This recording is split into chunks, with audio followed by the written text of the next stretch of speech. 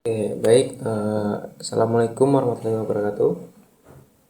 Perkenalkan, nama saya Muhammad Adrian Gifari dari kelompok 17. Jadi, pada kesempatan kali ini saya akan menjelaskan bagian awal dari proyek KS Sains Data yang membahas prediksi penyakit diabetes menggunakan metode logistik regression. Jadi ada pertama business understanding. Jadi pada tahap ini kami menentukan permasalahan yang ingin diselesaikan.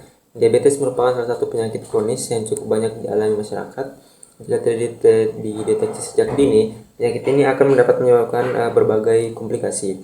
Oleh karena itu, proyek ini adalah membangun model machine learning yang mampu memprediksi apakah seorang berpotensi terkena diabetes berdasarkan data kesehatan yang dimiliki. Pertama ada import library, yaitu dengan mengimpor library yang dibutuhkan. Di sini kita menggunakan pandas, NumPy untuk mengolah data, dan Seaborn untuk visualisasi data, serta scikit-learn untuk mengevaluasi model machine learning.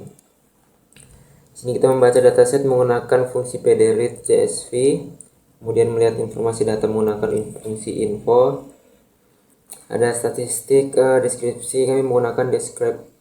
Kemudian ada untuk mengecek missing value menggunakan is0 dan sum. Ini mengecek data duplikat menggunakan duplicate dan sum. Jadi jika terdapat yang sama maka data tersebut akan dihapus agar tidak memenuhi hasil analisis. Kemudian ada data preparation. Jadi di tahap ini kami melakukan pembersihan data. Pada data set diabetes ini terdapat kolom yang memiliki nilai 0 seperti glukosa, blood pressure, skin thickness, insulin, dan BMI. Jadi nilai 0 tersebut dianggap tidak valid sehingga diganti menggunakan nilai median. Kemudian data dipisahkan menjadi variabel input atau X dan variabel target yaitu outcome. Selanjutnya dataset dibagi menjadi data training dan data testing menggunakan nilai train test split agar model menjadi dapat dilatih dan diuji secara terpisah. Baik, kemudian ada exploratory data analysis, jadi biasa disebut EDA. Pada tahap ini kami membuat beberapa visualisasi. Yang pertama ada count plot yang menunjukkan jumlah pasien diabetes dan non-diabetes. Selanjutnya ada histogram yang digunakan untuk melihat distribusi setiap variabel. Kemudian ada heat map digunakan untuk mengetahui hubungan atau korelasi antar variabel. Terakhir ada box plot digunakan untuk melihat apakah terdapat outliner pada data. Jadi demikian dari penjelasan saya mengenai tahap business understanding hingga exploratory data analysis. Nah, selanjutnya akan dilanjutkan oleh rekan saya yaitu Alvin mengenai proses pembuatan model, evaluasi, dan hasil yang diperoleh. Baik, saudara Alvin dipersilakan. Baik, terima kasih Adrian. Perkenalkan, saya Rika Fiansa, NPM 24351087. Saya akan melanjutkan penjelasan yang telah dijelaskan oleh teman saya, Adrian.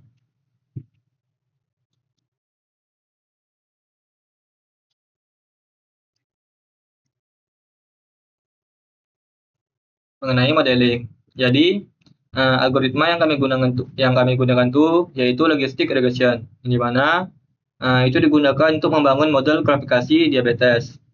Nah, yang sini ada max underscore iter sama dengan 1000. Ini untuk menghitung jumlah iterasi yang cukup sampai model menemukan hasil optimal.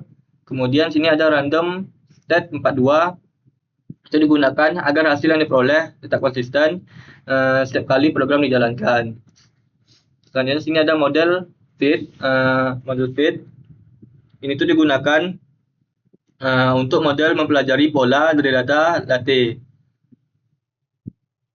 Sini ada prediksi yang underscore pair sama dengan model titik predict buka kurung x underscore text tutup kurung. Ini artinya menyimpan data prediksinya ke dalam variabel y underscore pred.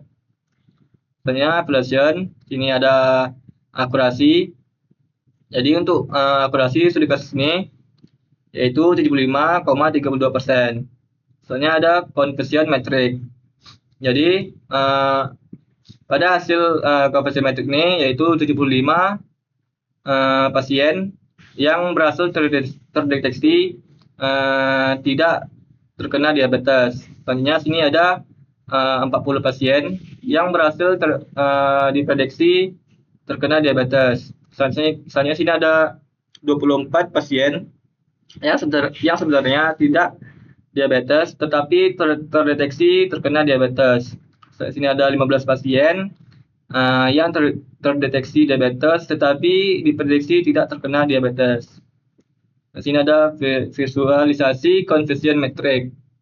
Nah, sini ada metrik yang sudah dihasilkan dalam codingan ini.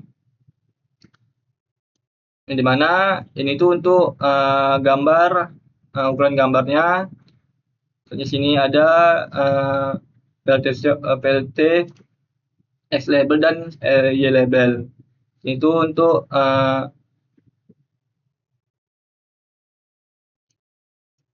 jadi pada data ini ada 75 pasien yang seperti saya jelaskan tadi yang terkena diabetes dan berhasil diprediksi tidak terkena diabetes. Selanjutnya sini ada 40 pasien, 20 pasien dan 15 pasien.